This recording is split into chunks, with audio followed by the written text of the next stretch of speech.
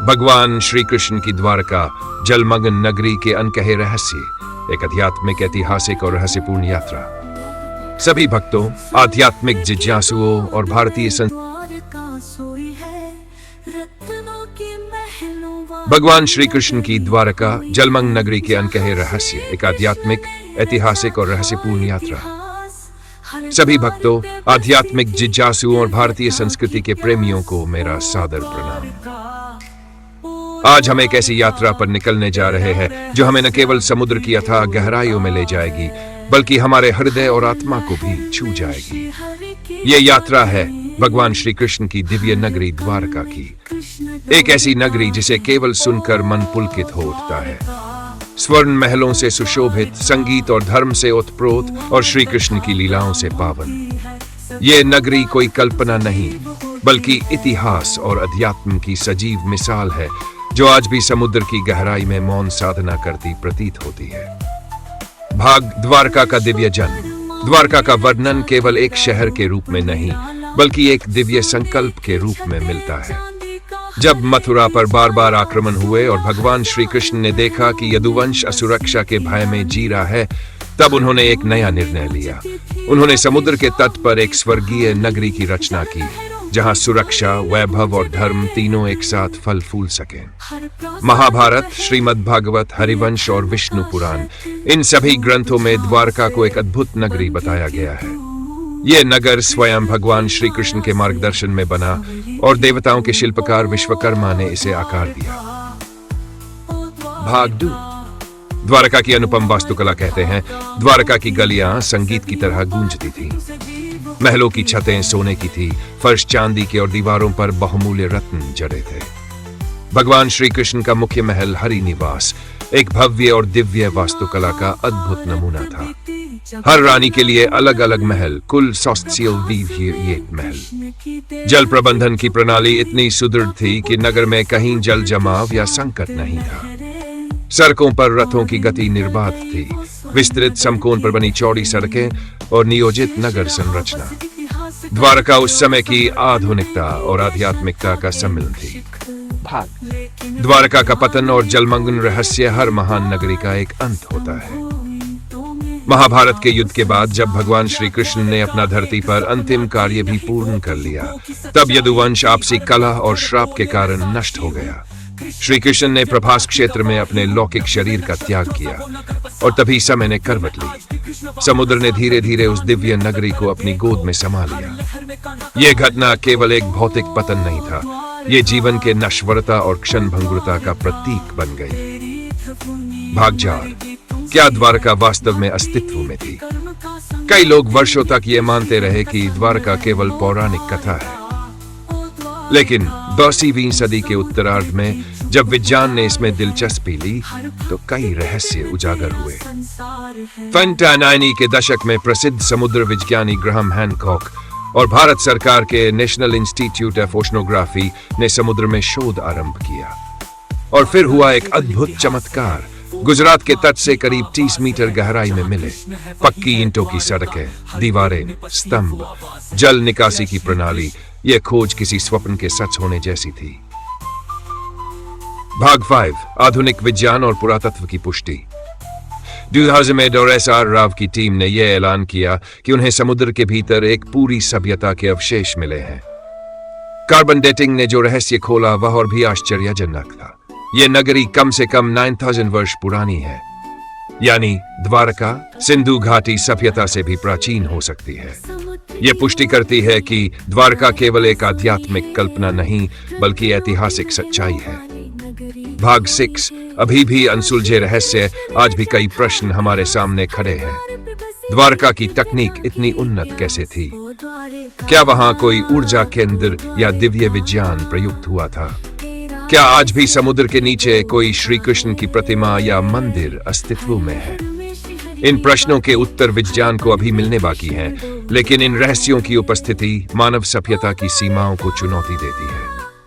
भाग 7। द्वारका का आध्यात्मिक संदेश। द्वारका केवल एक नगर नहीं था, वह धर्म, प्रेम और जीवन के सिद्धांतों की प्रयोगशाला थी। श्री कृष्ण ने वहां से जो संदेश दिए, वे आज भी उतने ही प्रासंगिक हैं। कर्म करो, फल की चिंता मत करो। धर्म वही है जो लोक कल्याण में लगे। अंत में सत्य की ही विजय होती है। द्वारका हमें यह भी सिखाती है कि चाहे वैभव कितना भी क्यों न हो, समय के प्रवाह में सब नष्ट हो सकता है, परंतु जो बात आध्यात्मिक, नैतिक और सार्वभौमिक सत्य पर आधारित हो, वह चिरंजीवी रहती है। भाग 8। द्वारका से आज का मानव क्या सीखे। आज हम आधुनिक शहरों में रहते हैं, टेक्नोलॉजी, पैसे और भौतिकता की दौड़ में उलझे हुए हैं, लेकिन द्वारका हमें यह स्मरण कराती है कि सच्चा वैभव आत्मा में होता है, न कि ईंट और पत्थरों में। यह नगरी हमें निम्नलिखित सिखावने देती है। नेतृत्व, श्री कृष्ण जैसा नेतृत्व जो युद्ध नहीं, शांति चाहता है। धर्म और नीति, जो समय और परिस्थिति के अनुसार बदलता है, लेकिन मूल में जनहित होता है। सांस्कृतिक संतुलन, जहां आध्यात्मिकता और विज्ञान दोनों का संगम होता है। स्मारका, हमारे भीतर की दिव्यता का प्रतिबिंब। प्रिय श्रोताओं, द्वारका कोई मात्र जलमग्न नगरी नहीं है, वह एक दर्शन है, एक भावना है और एक आत्मा की यात्रा है। वह हमें यह याद दिलाती है कि प्रेम ही धर्म है, सत्य ही शक्ति है और श्री कृष्ण ही उस अद्वितीय चेतना के प्रतीक है जो आज भी हर युग में हमारे साथ है। अगर आपको यह भाषण ज्ञानवर्धक, प्रेरणादायक और ऐतिहासिक रूप से महत्वपूर्ण लगा हो तो कृपया इसे लाइक करें, इसे शेयर करें और हमारे चैनल को सब्सक्राइब करें। आइए हम सब मिलकर उन गहराइयों की खोज करें जो केवल समुद्र की नहीं, हमारे अंतर्मन की है। जय श्री कृष्ण। हरि ओम तत्सत। अगर आप चाहे मैं नगर बसा समुद्र में, आज भी कृष्ण वहाँ हंसा। कभी ज्ञान नगर कर देखो, हर लहर में कान्हा का नाम लेखो। ओ द्वारका अमर गीतों से है, भक्ति नीति कर्म का संगम, तेरी मिट्टी शहर का संग है। ओ द्वारका नभ समुद्र की तू पुकार है, हर भक्त के दिल में तेरा संसार है। द्वारका न केवल इतिहास है, वो आत्मा की आवाज है।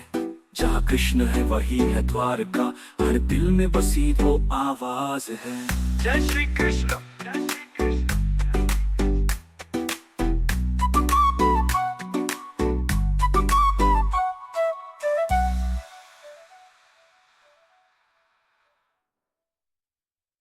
समुद्र की गोद में द्वारका सोई है,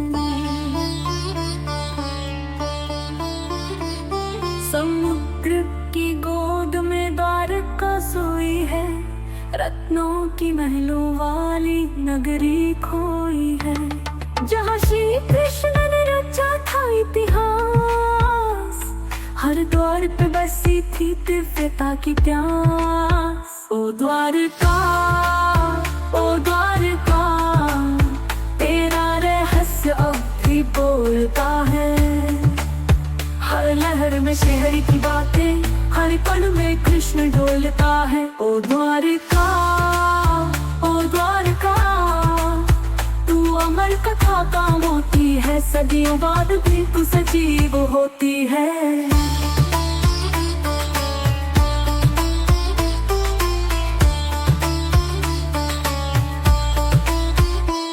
विश्वकर्मा ने रचा तेरा रूप निराला, सोने की छतें, चांदी का हर एक जाला।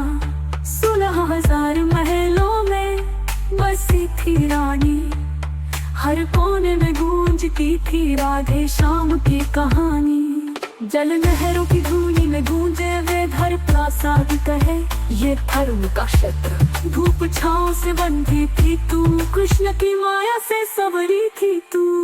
ओ द्वारका, ओ द्वारका, तेरा रहस्य अब भी बोलता है। हर लहर में शिहर की बातें, हर पल में कृष्ण डोलता है। ओ द्वारका, ओ द्वारका, तू अमर कथा का मोती है, सदियों बाद भी तू सजीव होती है। महाभारत बीती जब ये आंदोलन हुई, तब हाथ में कृष्ण की देह भी चुप हुई। तब उठी समुद्र की शांत लहरें, और निकल गई वो स्वर्ण नगर की गहरे। शेष रहा बस इतिहास का चित्र और समर्पण में भीगे श्रद्धा के नक्शिख। लेकिन विज्ञान ने खोले थे द्वार, स्तंभों ईंटों में दिखा वो संसार। क्या द्वारका एक सपना थी नहीं, वो तो युगों की सच्चाई थी। हर